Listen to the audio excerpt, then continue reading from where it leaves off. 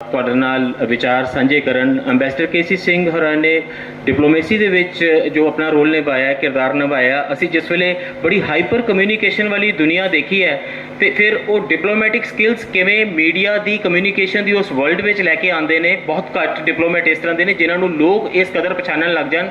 It's a kind of a profession, a vocation actually carried out. Just a part of it is clock and dagger also. ਬਾਕੀ ਦਾ ਜਿਹੜਾ ਹਿੱਸਾ ਹੁੰਦਾ ਉਹ ਬੜੇ politically correct statements ਹੁੰਦੀਆਂ ਜਿਹੜੀਆਂ 3 ਵਾਰੀ ਵੈਟ ਹੁੰਦੀਆਂ ਨੇ, 3 ਵਾਰੀ ਫਿਲਟਰ ਹੁੰਦੀਆਂ ਨੇ। ਉਹਨਾਂ ਸਮਿਆਂ ਦੇ ਵਿੱਚ ਜਨਤਾ ਦੇ ਨਾਲ ਆ ਕੇ ਇੱਕ ਸਿੱਧਾ ਰਾਬਤਾ ਬਣਾਉਣਾ ਕਿ ਦੇਸ਼ਾਂ ਦੇ ਆਪਸੀ ਮੁਫਾਦ ਤੇ ਮਨੁੱਖਤਾ ਦੇ ਆਪਸੀ ਮੁਫਾਦ ਦੋਨਾਂ ਦੇ ਵਿੱਚ ਕਿਵੇਂ ਪੁਲ ਉਸਾਰੇ ਜਾ ਸਕਦੇ ਨੇ ਤੇ ਇਹਨਾਂ ਬਹਿਸਾਂ ਦੇ ਵਿੱਚ ਇੰਟਰਵੀਨ ਕਰਨਾ। We have learned this from ambassador KC Singh. We want Ambassador Sahab.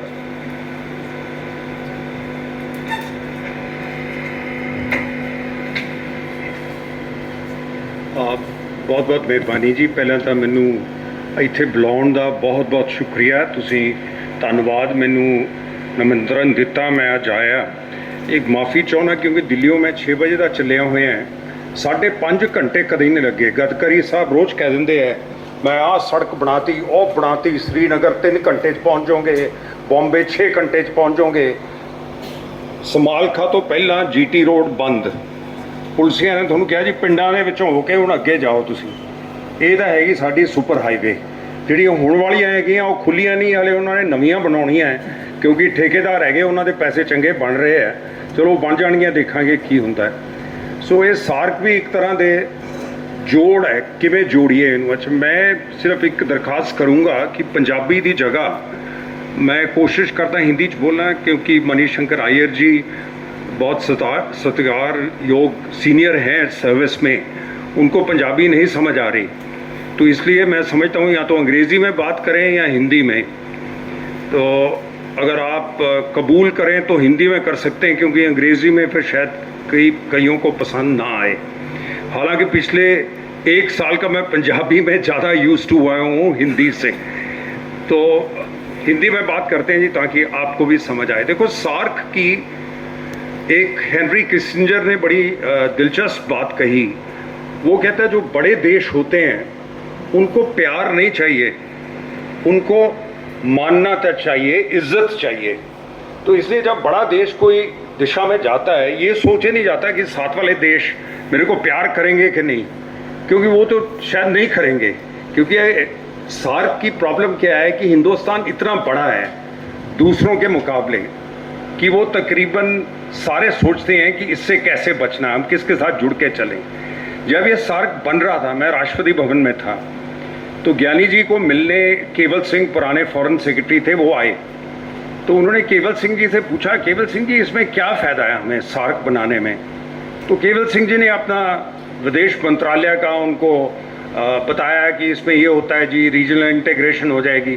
ज्ञानी जी ने एक बड़ी दिलचस्प बात कही, कहते जो गांव का सरदार होता है वो पंचायत क्यों चाहता है? अगर पंचायत बुलाओगे तो ये इकट्ठे होके तुम्हारे खिलाफ चलेंगे सारे। तो उनकी सोच ये थी कि इसमें बड़ा देश होने के नाते जो छोटे नेबर्स हैं वो इनसिक्योर रहेंगे, डरते रहेंगे, फिर आपस में इकट्ठे होंगे या किसी बाहर की शक्ति को लेके आएंगे। तो इसलिए ये क्यों नहीं आगे चल पाया, पहली तो ये इसका कारण ये है। दूसरे जो रीजनल ग्रुपिंग्स हैं, देखिए आसियान है, उसमें तकरीबन बराबर के 10 देश हैं ईस्ट एशिया के। यूरोपियन यूनियन की अभी बात कर रहे थे गांधी जी, लेकिन यूरोपियन यूनियन हमें याद रखना चाहिए 2 महायुद्ध होने के बाद बना है, वो सीधा नहीं बना। यूरोपियन कंट्रीज़ को तो 500 साल हो गए थे बने, लेकिन उनको 500 साल लग गए, 2 महायुद्ध लड़े। उसके बाद जब वो थक गए, उसके बाद उन्होंने कहा कि नहीं, अच्छा हम अपने झगड़े एक साइड रखें, अब हम इकट्ठे होकर इकोनॉमिक यूनियन करें। लेकिन अब हम देख रहे हैं कि पॉलिटिकल यूनियन तो अभी भी उनका अच्छी तरह से नहीं है। अगर आज देखें, हंगरी रूस के साथ जा रहा है, पोलैंड में डेमोक्रेसी पीछे हट गई है, तो इसलिए यूरोपियन यूनियन में भी उनको, और इंग्लैंड उनको छोड़ गया है। तो इसलिए जो सबसे सक्सेसफुल यूनियन था उसमें भी तरेड़ें आ गई हैं, क्योंकि दुनिया पूरी में भूचाल आया हुआ है, तब्दीली आ रही है पूरी दुनिया में। अब जब सार्क की बात करते हैं, इसमें उम्मीद ये थी कि अगर हम छोटे मुद्दों पे इकट्ठे होंगे, तजारत पे, ट्रेड पे, व्यापार पे, कल्चरल चीज़ों पे, पीपल टू पीपल जिसको कहते हैं, लोगों का आना जाना शुरू होगा, तो जो आपके पॉलिटिकल डिफरेंसेस होते हैं, सियासी मतभेद हैं, उनको सुलझाने में आपको मदद मिलेगी। क्योंकि जब लोग आने जाने लगे, देखो हिंदुस्तान पाकिस्तान में आप 2 जनरेशन्स आ गई हैं जो 47 के बाद पैदा हुई हैं, जिन्होंने उधर का उनको कोई मालूम नहीं। उससे पुरानी जो जनरेशन थी वो उन लोगों से मिले गिले थे, उनके साथ पढ़े थे, उनके साथ फौज में थे, सर्विस में थे, तो इसलिए वो जो जान पहचान थी वो ख़त्म हो गई है। तो इसलिए अब की जो जनरेशन्स हैं उनको दूसरे देशों के बारे, पाकिस्तान के बारे जो बताया जाता है, जो टेलीविज़न पे देखते हैं, जो प्रोपेगेंडा देखते हैं, पॉलिटिकल बातें जो सुनते हैं, उसके मुताबिक ही वो उनकी सोच बन जाती है। सो ऐसे ही पाकिस्तान में जो अब देखिए, अगर आप लाहौर में जाओ, अय्यर साहब तो कराची में रहे हैं कौंसल जनरल, अगर आप लाहौर में जाओ तो आम आदमी जो गली में आपको मिलेगा वो पंजाबी में बात करेगा, लेकिन आप होटल में जब उनसे बात करो सब उर्दू बोलने की, दारा सिंह टाइप उर्दू बोलते हैं वो, लेकिन कोशिश करते हैं वो उर्दू बोलने की जैसे दारा सिंह हिंदी बोलता था, क्योंकि जवान तो पंजाबी है। अब ये एक जवान है जिसको हमने 3 हिस्से में बांट लिया। पंजाब के हिंदू को हमने इतना इनसिक्योर कर दिया कि जब उससे पूछा गया, जब बंटवारा होने से पहले पंजाब का, कि आपकी भाषा क्या है, वो पंजाबी में कहता है जी मेरी भाषा हिंदी है। सो अगर आप पंजाबी को बांट लोगे, मुसलमानों ने छोड़ दिया, हिंदू ये सोचने लगा ये मेरी भाषा नहीं है, सारे नहीं, कुछ पंजाबी के साथ उतना ही ताल्लुक है जो पंजाब से बाहर चला गया उसका ताल्लुक नहीं है। तो ये लिंक्स जो थे पाकिस्तान के साथ, लैंग्वेज के होते हैं, कल्चर के होते हैं, जवान के होते हैं, वो आस्ता आस्ता टूट गए हैं या टूट रहे हैं।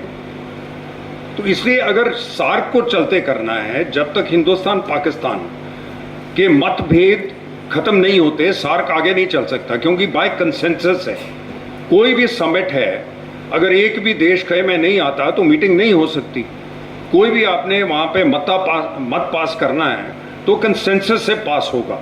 लेकिन अगर एक देश ये कहे, हालांकि सार्क में लिखा हुआ है कि आप पॉलिटिकल इश्यूज नहीं लेके आओ, सियासी मुद्दे वहाँ डिस्कस नहीं करोगे, लेकिन पाकिस्तान के तो है ही सियासी की बात।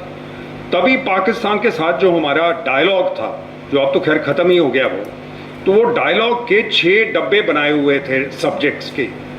अब ये दुनिया में कहीं नहीं हुआ कि आप किसी देश के साथ जिसके साथ आपके मतभेद हैं, लोगों में भी नहीं होता, अगर किसी आदमी के साथ आपके मतभेद हैं तो पहले छोटी बात से शुरू करो, यार कॉफ़ी पी लें, चाय पी लें, वो तीसरा आदमी अब घर बुला के बातचीत करेगा, चलो एक दूसरे से सिनेमा देखने चले जाओ।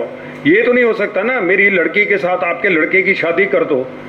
अब बात यह है कि जो कॉन्फिडेंस बिल्डिंग मेजर्स हैं, वो कदम जिसके साथ एक दूसरे में अतबार बढ़े, पहले तो अतबार बढ़ाने की बात आती है। हमने वो 6 डब्बे में सारे डाल लिए, कुछ डब्बे में तो मतभेद डाल लिए, कश्मीर डाल लिया, सिर क्रीक डाल लिया, ऐसे मुद्दे डाल लिए। बाकी में डाल दिए पीपल टू पीपल कांटेक्ट, वो वहाँ के लोग हैं जो यहाँ आना चाहते हैं, अजमेर शरीफ आना चाहते हैं, और जगह आना चाहते हैं। तो अगर आना जाना बंद हो गया, आप उन चीज़ों से शुरू नहीं करते, आप ये कहते नहीं पहले कश्मीर का मुद्दा लो। अगर कश्मीर का मुद्दा सॉल्व हो गया फिर तो कॉन्फिडेंस बिल्डिंग मेजर्स, अतबार बढ़ाने की ज़रूरत क्या है, तो अतबार अपने आप बढ़ जाएगा। तो इसलिए पाकिस्तान उसको उल्टा लेता है, मतभेद कहता है पहले सुलझाओ, उसके बाद हम दूसरी बात करेंगे। तो इसी में फंस गया सार्क, क्योंकि अब सार्क में हिंदुस्तान का, जबकि ये सरकार आई है, गांधी साहब ने ठीक कहा कि अगर मेजॉरिटेरियन गवर्नमेंट है जिसको कोई दिलचस्पी नहीं है पाकिस्तान से बात करने की, वो कह रहे हैं जब तक आतंकवाद नहीं खत्म होगा हम बात नहीं करेंगे। अब मैं सोचने की बात यह है कि अगर पाकिस्तान चाहे भी, पाकिस्तान की सरकार, मैं कहता हूँ पाकिस्तान की फौज भी अगर चाहे, मैं ये नहीं कहता वो चाहती है कि वो आतंकवाद कल खत्म कर दे, तो शायद वो नहीं कर सकती, क्योंकि अगर वो कोशिश करेंगे करने की तो उनकी जो बेस है वो हिलने लगती है जहां, क्योंकि उसी एरिए से आतंकवादी जो हिंदुस्तान के खिलाफ आते हैं, लश्कर तैयबा, जैश ए मोहम्मद, वो पंजाब से हैं, वो उसी एरिए से हैं जहां से पाकिस्तान की फौज की रिक्रूटमेंट होती है। उसी गांव से लड़के मिलिटेंट बने हुए हैं, अतवादी हैं, उसी गांव के लड़के पाकिस्तान की फौज में हैं। उनके आपस में रिश्ते हैं, फिर उनके कनेक्शन अफगानिस्तान में चले जाते हैं, फिर अफगानिस्तान में तालिबान अब राज कर रही है। तो इसलिए ये बड़ा कॉम्प्लिकेटेड मुद्दा है, और उसका एक हिस्सा तालिबान का पाकिस्तान पे अटैक कर रहा है, तरीके तालिबान पाकिस्तान।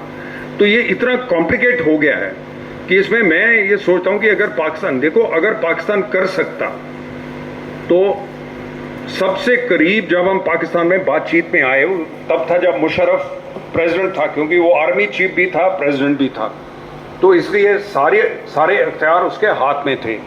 लेकिन वो भी एक खेल खेलता रहा हमारे साथ भी, अमेरिका के साथ भी, कि अच्छा जब उनसे बात करो पाकिस्तानियों से तो वो कहेंगे देखो हम तो आतंकवाद करते नहीं, हाँ अगर कश्मीर का फैसला हो जाए तो हम रोक सकते हैं, अगर आप करते नहीं तो फिर आप रोक कैसे सकते हो। तो इसलिए वो इस तरीके से करते हैं कि उनका हाथ ना उसमें दिखाई दे।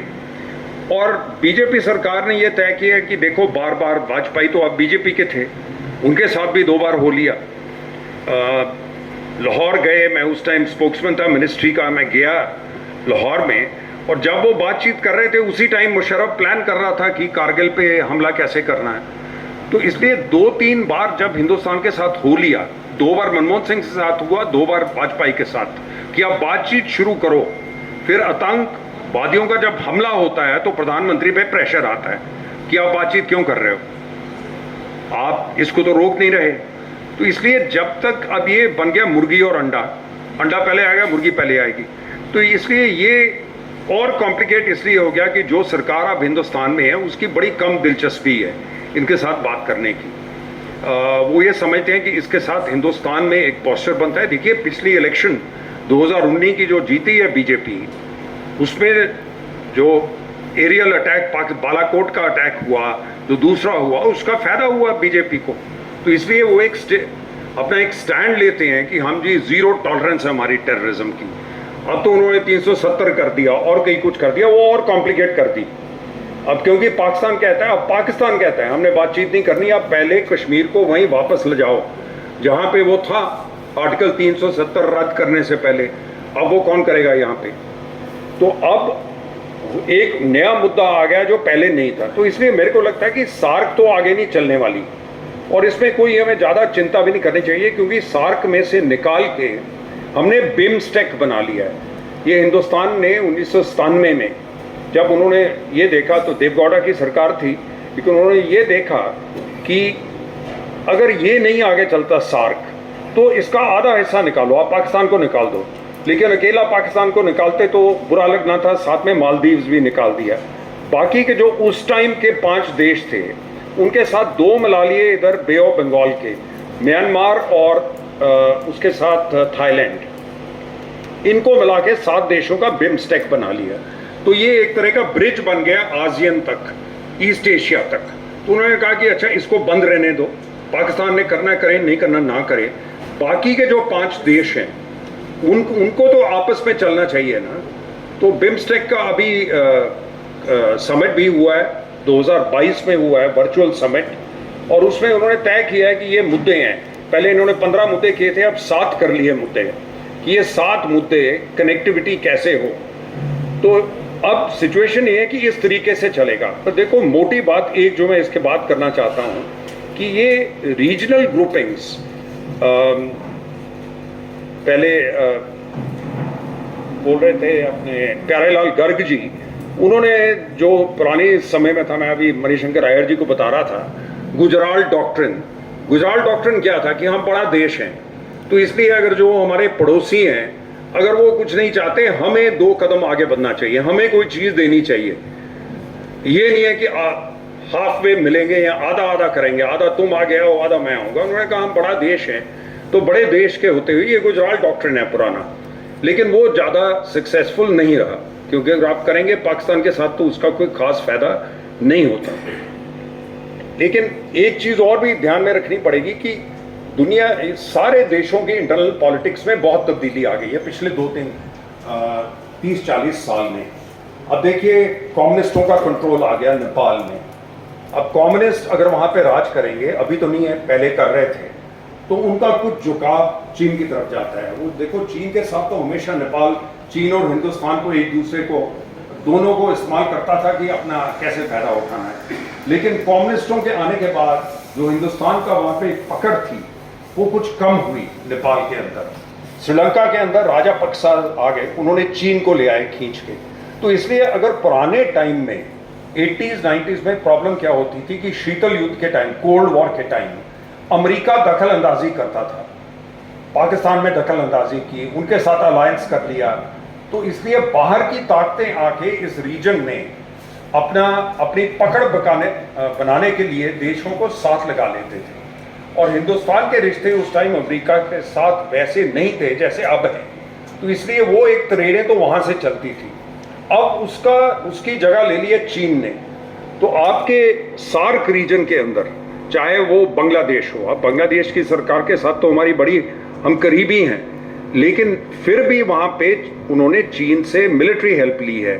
चीन ने आके कहा हम आपकी पोर्ट डेवलप करेंगे, वो सबमरीन्स की बात कर रहे हैं। तो इसलिए बांग्लादेश भी एक ऐसी सरकार जो बड़ी दोस्ती रखती है हिंदुस्तान के साथ, वो भी चीन का अपना रास्ता खुला रखना चाहते हैं। तो चीन की श्रीलंका में तो हमने देखी है दखल अंदाजी। अभी पिछले हफ्ते आपने देखा होगा, हमें कहना पड़ा श्रीलंका को कि उनका जहाज जो समुद्री नेवल शिप है जिसके ऊपर एंटेना लगे हुए हैं, उसको आप हम्बनटोटा में नहीं आने दोगे। तो उन्होंने उस जहाज को तो नहीं आने दिया, फिर पाकिस्तान का जहाज एक कोलंबो में चला गया। तो इसलिए नई जो सार्क को मुश्किलात आएगी वो है चीन, क्योंकि चीन तो कह रहा है हमें मेंबर बनाओ इसका, हमने आपको एससीओ का मेंबर बनाया, हमें मेंबर बनाओ। तो हम तो उनको मेंबर बनाने नहीं जाते, वो मेंबर बन जाएंगे तो और दखल अंदाजी करेंगे पाकिस्तान के साथ मिलके, और उसमें मुसीबत आएगी। तो इसलिए देशों के साथ जब हम ताल्लुकात अपने बढ़ा रहे हैं, उसमें ये बात अब चीन का फैक्टर आ गया है। वो चीन के फैक्टर के साथ वो देश किधर चलते हैं, सार्क में कौन कौन सी चीज़ मानते हैं, फ्री ट्रेड एग्रीमेंट का फ्रेमवर्क एग्रीमेंट तो है, उसको आगे कैसे बढ़ाना है। चीन भी उन मार्केट्स के अंदर जाएगा। मालदीव्स के अंदर उसने कोशिश की है एक दो आइलैंड्स को के ऊपर अपनी कुछ पकड़ बनाए। सो ये झगड़ा अब थोड़ा बदल गया, क्योंकि सार्क के जो मेंबर्स हैं, हर एक मेंबर में हमें ध्यान से देखना पड़ेगा कि चीन का मुकाबला कैसे करना है और उसको अपने साथ कैसे जोड़ के रखना है। तो इसलिए सार्क तो अभी मेरे को आगे बढ़ता नहीं लगता जब तक हिंदुस्तान पाकिस्तान में दोबारा कोई तरीका नहीं निकलता जिसके साथ वो ये कहना बंद कर दें। हालांकि उनके आर्मी चीफ ने कहा है कि हमें बातचीत, हमें ट्रेड खोल देना चाहिए, फिर वो अपने आप ही उसने जनरल बाजवा ने बदल दिया कुछ दिनों के बाद, क्योंकि उन पे भी प्रेशर आया कि आप ये क्यों कह रहे हो जब तक कश्मीर को वापस हिंदुस्तान वहां नहीं ले जाता जहां पहले था। तो इसलिए ये कॉम्प्लिकेट हो गया और ज़्यादा। और इसके अंदर मेरे को ये लगता है कि हिंदुस्तान को इन हालातों को देखते हुए एक नया चीन, एक नई दुनिया जिसके अंदर एक चीन के साथ तनाव बढ़ रहा है, चीन और रूस इकट्ठे हुए हैं, यूक्रेन के ऊपर चीन पूरी मदद दे रहा है रूस को। तो एक तरह का नया शीतल युद्ध शुरू हुआ है जिसमें चीन और रूस एक साइड हैं और अमेरिका दूसरी साइड है। कुछ नए ग्रुप्स बन रहे हैं, अभी I2U2 बना है, हिंदुस्तान, अमीरात, इजराइल और अमेरिका इकट्ठे होके चलेंगे जी, वो इन्वेस्टमेंट करेंगे हिंदुस्तान के अंदर। सो अगर इस तरीके की नई तब्दीली आ रही है, उसके अंदर ये पुराने ग्रुप्स में, जैसे मैंने आपको कहा यूरोपियन यूनियन में भी तरेड़े हैं, ग्लोबलाइजेशन जो हो रही थी जब उसमें तब्दीली आ गई, लोगों ने कहा नहीं, ट्रंप ने शुरू किया अमेरिका फर्स्ट। तो अगर अमेरिका फर्स्ट से चलेगा, हर एक देश कहेगा मैं ही पहले हूं, मैं अपने देश का पहले सोचूंगा, तो एक जो दूसरी महायुद्ध के बाद जो तय किया था कि ये नए असूल हैं जिस पे दुनिया चलेगी, और उन असूलों को यूनाइटेड नेशंस और अमेरिका और उसके एलाइज वो इन्फोर्स करते थे रूल्स को, तो वो उसमें तब्दीली आ रही है। अब नए असूल क्या होंगे, किस असूलों पे इंडो पैसिफिक चलेगा, किन असूलों पे इंटरनेशनल ट्रेड चलेगा, जब नए असूल बनते हैं उसमें फिर सार्क को जीवत रखना है, कैसे जीवत हो सकता है, नहीं हो सकता है, या इसका क्या फायदा है, या ये ऐसे ही पड़ा रहे और बिम्स्टेक से चलते रहो। अब नए ग्रुप्स में चले गए हैं। IPEF अभी अमेरिका ने एक अनाउंस किया है, एशिया के अंदर ग्रुप, एक पुराना आसियान के साथ हमारी फ्री ट्रेड एग्रीमेंट है। तो एक नई दुनिया बन गई है जिसमें ये नहीं रहा कि आपके पड़ोस सिर्फ यही है, हमारा पड़ोस बड़ा हो गया है। पड़ोस जो है इधर गल्फ से लेके उधर चीन तक, उधर पैसिफिक तक, जापान तक चला गया है। उस पड़ोस में आपको सोचना पड़ेगा कि इस बड़े पड़ोस में कैसे देशों के साथ मिलकर आपने चलना है। सार्क उसका एक हिस्सा है। अगर नहीं भी चल पाएगा, हिंदुस्तान चलता रहेगा, हमारी इकोनॉमी बढ़ती रहेगी। हमें एक तरह से पाकिस्तान के आसपास से नए दरवाजे और सड़कें बन के रास्ता बन जाएगा। अगर इधर को नहीं चलता तो फिर ईस्ट को बढ़ेगा हिंदुस्तान, और वही हो रहा है कि ईस्ट वाली side, Indo Pacific, east, ASEAN, वो देश इकोनॉमिकली भी आगे हैं, उनके साथ ताल्लुकात बढ़ाओ, जापान तक। और इधर जो है वो खलीज के रास्ते से, गल्फ के रास्ते से आप जाओ। लैंड कनेक्शन का अब कोई ताल्लुक नहीं रहा। आज हाई वैल्यू एक्सपोर्ट्स जो होती हैं वो फ्लाई कर सकती हैं। आज कल को अगर पंजाब ने करना है, यहाँ बड़ा सोचा, अभी चर्चा भी की, गांधी साहब ने कहा कि हम चाहते हैं रास्ता खुल जाए। अब वो दुनिया बदल गई। जो हम पंजाब से एक्सपोर्ट करना चाहेंगे, पंजाब को एक ऐसी इकोनॉमी बनानी पड़ेगी जिसमें हाई वैल्यू प्रोडक्ट्स हों, और वैसी प्रोडक्ट्स हों जो बाय एयर जा सके। आपको इसकी इंतजार ना करें कभी बॉर्डर खुल गया, कभी बॉर्डर बंद हो गया। तो एक नया पंजाब साजना पड़ेगा। उसकी किसी को ज़्यादा समझ नहीं है, ना जो राज में है, ना जो राज करके हटे। उसमें एग्रीकल्चर को बदलना पड़ेगा, उसमें किस तरह की फसलें हैं उनको बदलना पड़ेगा, ताकि हाई वैल्यू क्रॉप्स आके उनको आप जहाज के रास्ते ले जा सके और हिंदुस्तान को जोड़ दे और हिस्सों से हवाई रास्ते से, ताकि पंजाब को ये फर्क ना पड़े कि बॉर्डर खुला है नहीं खुला है। क्योंकि हम इस पे पंजाब का भविष्य निर्भर नहीं कर सकते कि पाकिस्तान और हिंदुस्तान में झगड़ा कब बंद होगा। हो ना हो ना हो, हम चाहते हैं अमन चैन हो, लेकिन नहीं होता तो पंजाब को तो बनाना पड़ेगा ना अपना सिस्टम, कि किस तरीके से एक नई दुनिया में अपनी नई जगह बनानी है। तो ये बातें जो हैं इनमें और विचार करने की ज़रूरत है। मैं इतना कह के ही ख़त्म करता हूँ। बहुत बहुत धन्यवाद।